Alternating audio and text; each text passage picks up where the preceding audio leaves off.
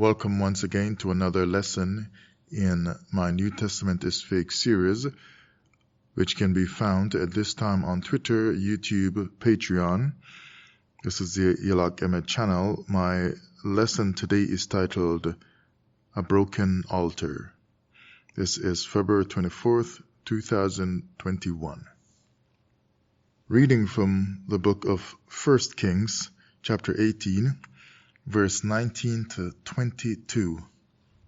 This is the story of Elijah dealing with King Ahab, and then he ended up with that story on Mount Carmel and the prophets of Baal. It reads from 1 Kings chapter 18, verse 19. Now therefore send and gather to me all Israel unto Mount Carmel, and the prophets of Baal, 450, and the prophets of the groves, 400, which eat at Jezebel's table. So this is Elijah telling Ahab to bring this. And notice how confident he is that the old way was the better way. He doesn't just want the prophets, he wants all the others connected to the idolatrous system. So he breaks it all the way down. I'm not leaving out anyone because we're going to get this thing addressed right here. We're going to pluck it up from the roots. This is a man confident in what the Torah had said. So he said, and 450, and the prophets of the groves, 400. And then he even tells that they eat at Jezebel's table. So you're not going to mistake anything. Oh, I thought it was this other group. No, I said the ones that sit to eat at Jezebel's table. Because when I'm through, none of them are getting away. Verse 20, so Ahab sent unto all the children of Israel, and gathered the prophets together unto Mount Carmel. Things were so common with these idolatrous prophets that he could just send and gather them so that they could come together with all the children of Israel. It's not like they were in hiding. He had to go and search to try to find them. It was just known, just flagrantly, casually going around worshiping Baal, teaching Baal, and sitting at Jezebel's table, the power table in the land. And this is the way we see the idolatrous worship in Israel today, those who call themselves Israel, where you've got just a trickle calling for the Most High, and then you've got the masses calling for his so-called son. And the new doctrine just seemed to be so common. It's just spread everywhere. They've got the power position. But 21, and Elijah came unto all the people, and said, how long halt ye between two opinions? Because to take on a new doctrine is to halt what was there before, is to put a stop, is to make you unsure of which way to go, unsure of how to proceed, unsure of how to keep the commandments. Should you keep the commandments at all, or should you keep them the way they used to be kept? So now you are halted. You are not sure how to proceed. You are not confident anymore. So something new has come along and made you unsure. You are unstable. So you don't move through very comfortably. The same way Elijah could just say, bring me all the prophets. And he names them out and calls them, goes down the list and says, yeah, right down to the ones that are at Jezebel's table. Then he comes again and he doesn't mess around because he's not halted in his belief. He's not halted in his service to the Most High.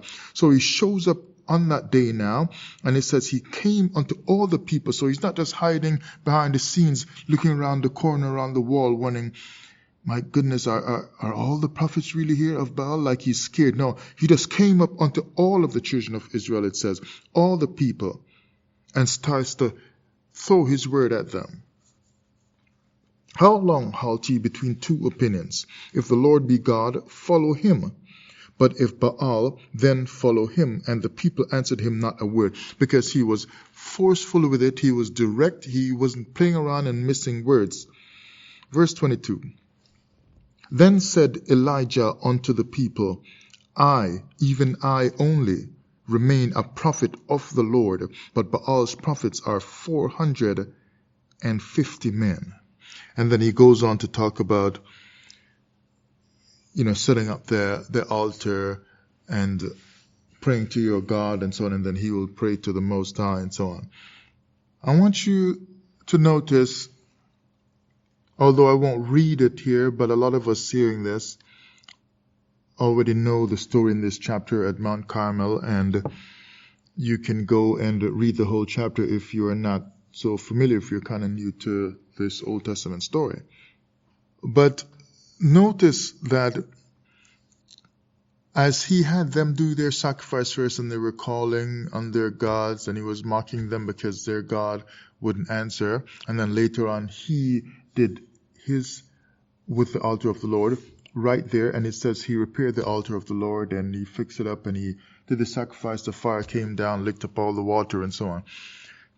You'll notice in the story that the altar of Baal was at Carmel upon the high place, that mountain, beside the altar of God. Does that mean anything to you? Does it ring a bell to you? That the only way you could have been deceived to worship another God was because that other God was close to the God you already knew.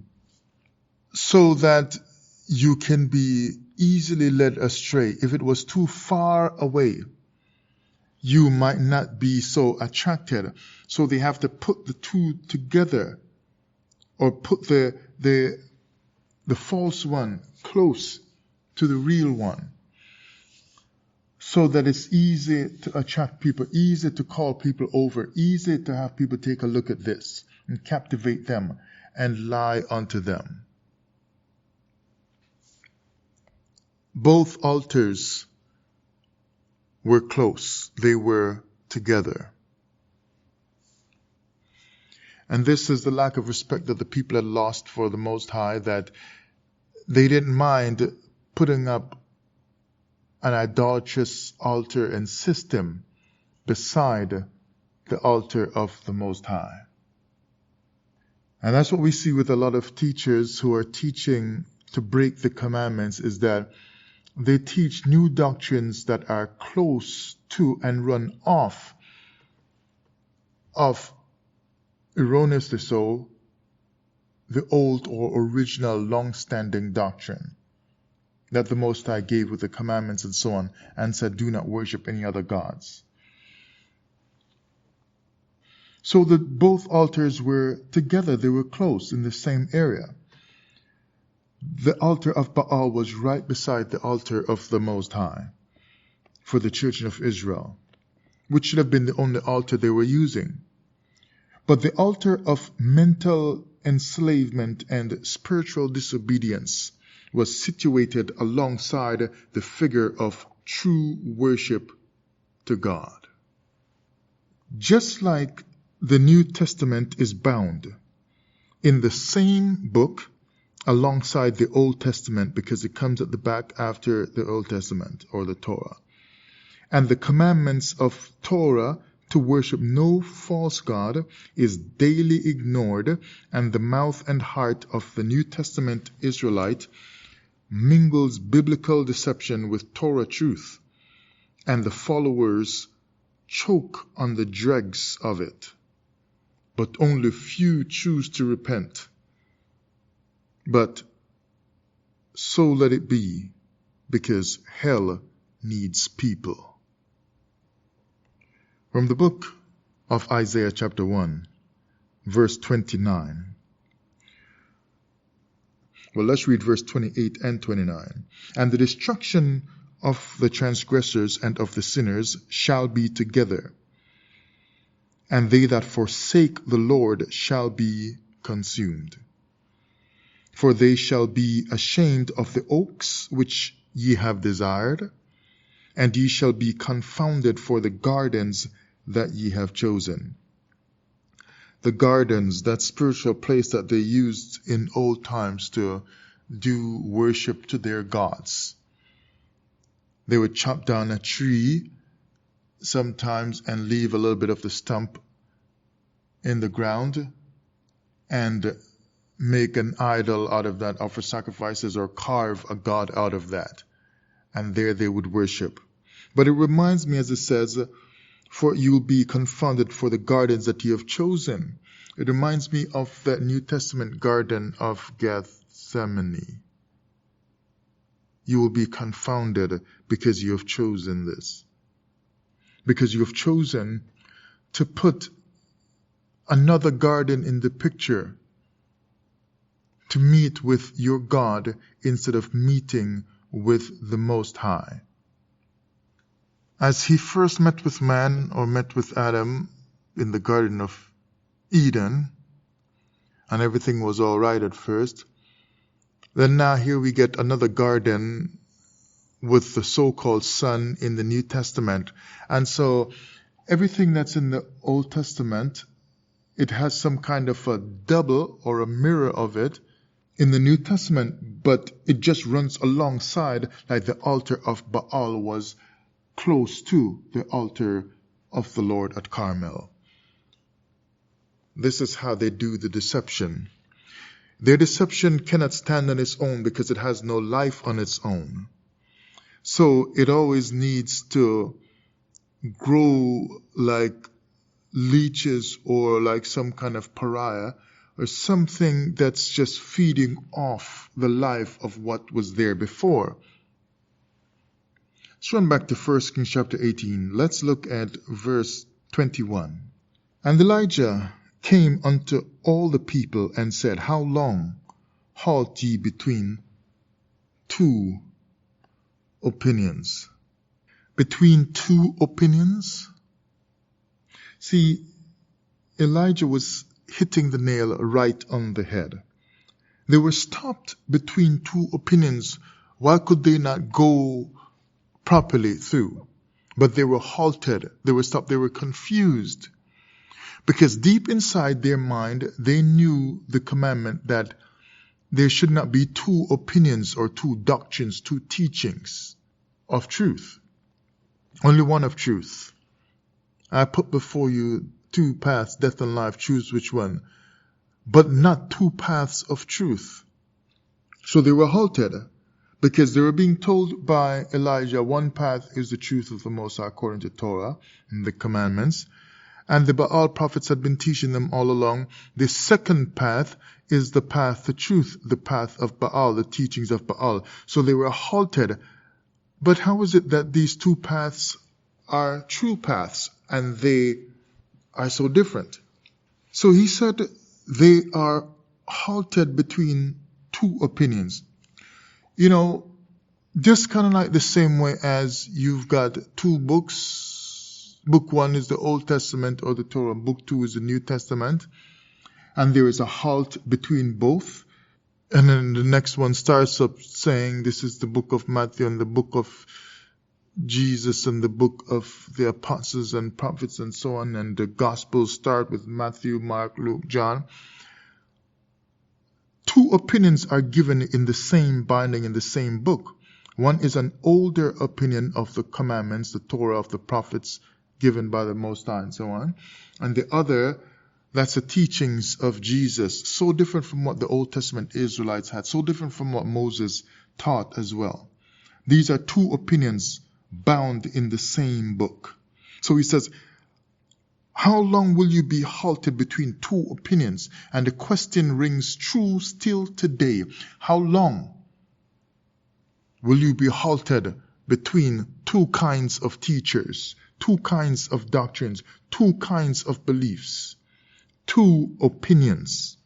And if you look at Sa'if, the word for H55874 opinions, it says ambivalence, division, divided opinion, divided in the mind. And ambivalence is the coexistence of opposing attitudes or feelings.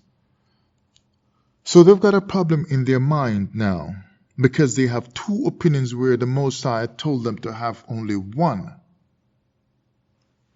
Let's hear that one that he told them about. Exodus chapter 20 verse 3, thou shalt have no other gods before me. That makes it clear. There is no ambivalence right there. There's no second opinion right there. There's no halting right there. You just know exactly what to choose, what to do. But they were halted between two opinions. So he said, how long halt ye between two opinions? How long are you going to keep up this ambivalence for when you know what the Torah already says? So they've got two opinions that's causing them problems and division in their mind and division among the people. But the Most High had only spoken of one way. They've got two doctrines, but the Most High spoke only of one doctrine. Let's look at it again. From Deuteronomy chapter 6, verse 4. Not two opinions, but hear, O Israel, the Lord our God is one Lord. But they had two opinions from Baal teachers who were famous, well-known, attracted the masses, so that when Elijah called them, he didn't say, bring me those 2-3 people. He said, bring me all Israel, gather all Israel unto me. And these 850 top followers of Baal. Because the teachers of Baal, they attract many. They are flamboyant. They are well-known. But keep in mind that as Elijah went on, and it says here in 1 Kings chapter 18 and verse 30, let's read that one. And Elijah, this is after they had done their stuff, couldn't get the response from their God. Then it says, and Elijah said unto all the people, come near unto me. See, that's confidence. And all the people came near unto him, and he repaired the altar of the Lord that was broken down. When you've got this second opinion of this new God, newly come up God that the ancients like Moses did not know, and you worship him based on a Calvary belief, a new opinion that's causing a second opinion within Israel, then it causes things to be broken down. It causes the Torah life that Moses and the other prophets knew to be broken down. It causes the whole system, the whole structure, the whole set of procedures that would keep intact, keep in place the teachings of the Lord. All of that stuff is broken down. So your Torah life is broken down when you add another God to it and not just the Most High. So that things need to be repaired, and he repaired the altar of the Lord. You look like you've got everything all right. You look like your system is running well, like your group is running well. It just looks like that. The same way the Baal prophets and followers looked like they had it all together. They were all orderly and neat, sitting properly. They had their place at even Jezebel's table. They had their word going right into the ears of Jezebel and even Ahab. And so everybody knew what to do, who to go to, who was the boss, all the runnings, and what time the Baal services should start, and when to teach the people this and when to teach that, and so on. And they had the altar set up nice and whatever. Everything just seemed structured and nice to worship Baal. But while they were doing that new worship, the altar of the Lord was deteriorating. It was broken down. And the Most High's altar of the children of Israel became a broken altar because of a new opinion that someone had, spoke up loud with a voice and taught something new in the ears of the people seeking after the Lord, and they destroy the people and keep them that way. So Jeremiah chapter 23 says, woe be unto the pastors that destroy my flock. They destroy the sheep, they break them down, they do not feed them. Why? Because to feed them a new opinion, to feed them something new, is to not feed the people. It is to destroy them. Their stomachs are empty because to be full of lies is not to be filled with the word of the Most High. You teach the people lies when you teach them new doctrines. A second opinion, even though the Most High says, my doctrine is from in the Torah, the word that I command you this day, not a couple thousand years later. So he repaired the altar of the Lord that was broken down. A broken altar is a sign of a broken covenant, a broken relationship with the Most High. A broken altar is the result of broken commandments. And you can teach the new doctrine of Calvary seamlessly well. But the only way that can continue and be accomplished and attract more followers is with the breaking of the commandments, is with a broken altar, which signifies that there is a broken connection between you and the Most High, between the people and the Most High. To teach something new means that that which should be has been broken. That's why he chose the word. He said, halt. Why halt ye? Because to go forward with the new stuff is to halt the real stuff. But when he taught to them at first, he said the people answered him not a word. Why? Because you are heavy doing the talking about the new doctrine and the new opinion. But the people under you, they can't answer properly because they are in confusion and they are afraid oftentimes to speak up. They are afraid. They are in confusion. They don't know what to do. Their heart is confused, a bundle of confusion. And the final verse I'll read here again from verse 22. Then said Elijah unto the people, I, even I only, remain a prophet of the Lord. But Baal's prophets are 450 men.